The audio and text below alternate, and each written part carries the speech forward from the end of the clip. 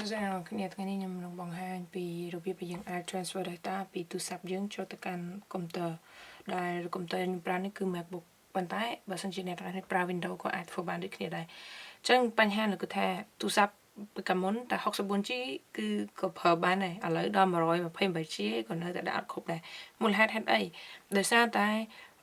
iOS system របស់វាហើយនឹង file data ហ្នឹងគឺវាកាន់តែធំទៅដោយសារតែវាត្រូវការ power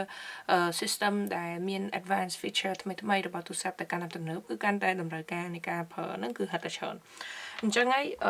មិនថាអ្នកទាំងគ្នាទិញប៉ុណ្ណាទៅថាទិញមួយទេឬក៏5 12ហ្មងទៅអាចល្មមសម្រាប់ការតម្រូវការប្រើបានអញ្ចឹងសម្រាប់ខ្ញុំគឺខ្ញុំទិញតែថា128ទេព្រោះខ្ញុំដោយសារខ្ញុំពឹងទៅលើរបៀបនេះគឺខ្ញុំអាច transfer data របស់ខ្ញុំពីទូរស័ព្ទទៅកាន់កុំព្យូទ័របានអញ្ចឹងគឺខ្ញុំប្រចាំទិញថែមដោយសារតែហេតុអីអូខេខ្ញុំបញ្យល់អ្នកទាំងអស់គ្នាអញ្ចឹងខ្ញុំ wait a minute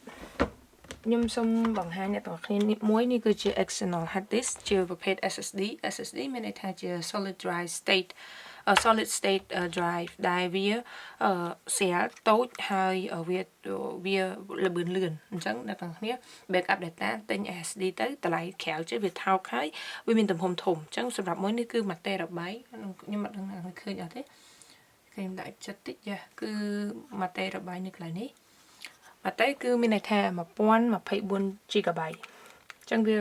10 ដងសឹងតែ10 ដងអត់ដល់10 ដងទេប៉ុន្តែថា8 9 ដងចាស់នៃទំហំអានេះអញ្ចឹងទៅវងឡាយគឺយើង connect ទូរស័ព្ទយើងជាមួយនឹងកុំព្យូទ័រមកនេះខ្ញុំប្រើ Type C ព្រោះទូរស័ព្ទនេះគឺប្រភេទ iPhone 15តែ15ឡើងគឺប្រើ Type C នេះក៏ដូចគ្នា Type C ទៅ Type C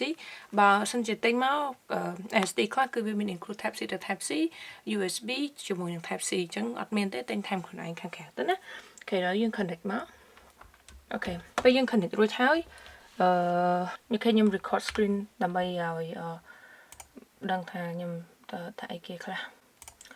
អូខេអញ្ចឹងដំបូងចុចចេះមកចូលមកនេះហើយយើងបើក SD យើងមកឃើញខ្ញុំដាក់នេះគឺជា file backup របស់ខ្ញុំ file backup របស់ខ្ញុំអញ្ចឹងដូចឃើញអញ្ចឹងគឺមានតាមនឹងអញ្ចឹង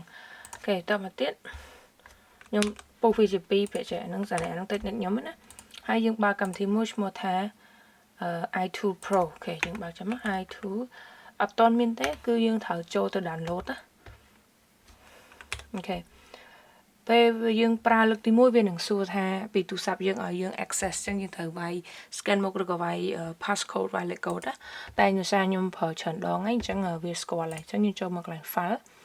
ហើយតមកទៀតយើងចូលកន្លែងនេះ file system ដោយសារតែវាអត់ support អក្សរនេះតែបើសិនជាអ្នកដូរកុំព្យូទ័រមកប្រើ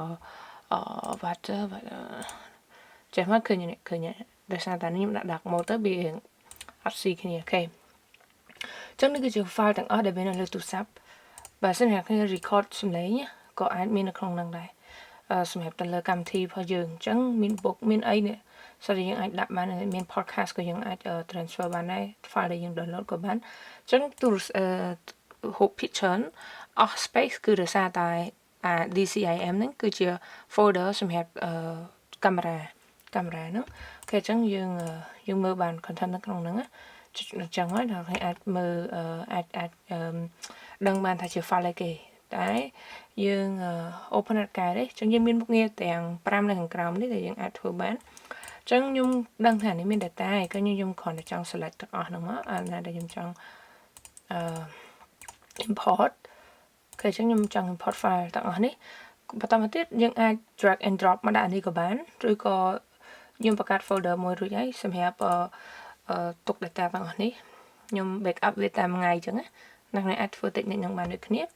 បន្តមកទៀតយើងយកពាក្យថា export នៅខាងក្រោមនេះហើយទៅយើង select យកកន្លែងដែលយើងបានបង្កើត folder ហ្នឹងអញ្ចឹងខ្ញុំនៅក្នុងនេះហើយយើងយកDecember 11ខ្ញុំដាក់តាមថ្ងៃអញ្ចឹងសម្រាប់ថាខ្ញុំដឹងតាមថ្ងៃខែ open មកអញ្ចឹង process របស់វាគឺវានឹង load នៅខាងក្រោមនេះនេះ shape នេះអញ្ចឹងវាអាចចំណាយពេលយូរដោយសារ file ទូរស័ព្ទខ្ញុំវាធំអូខេអញ្ចឹងយើងចាំវារួចរាល់ហើយអ្នកនរគ្នាឃើញនេះគាត់ចេញមកភ្លាមចាប់បាន load file មកនេះ load file មកខ្លះអូខេដូចនេះអញ្ចឹងនេះ file ដែលមាននៅក្នុងហ្នឹង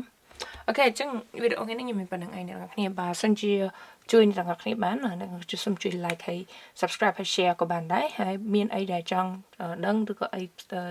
nhưng mà chui bạn nó comment khang cao mà nhưng chui dùng thử video chui này các bạn ok bye bye see you in the next video